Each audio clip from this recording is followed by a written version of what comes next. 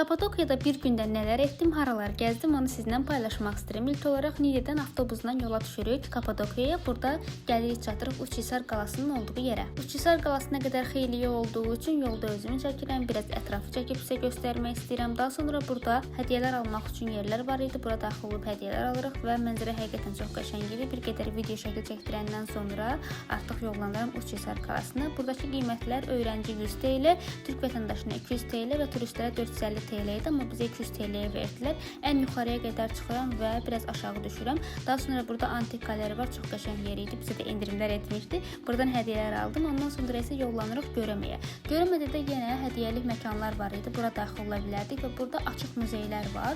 Açıq muzeylərə insanlar daxil olub baxa bilirdilər. Dəvələrdə şəkillər çəkdirə bilirdilər, videolar çəkdirə bilirdilər. Giriş qiyməti isə 850 TL idi.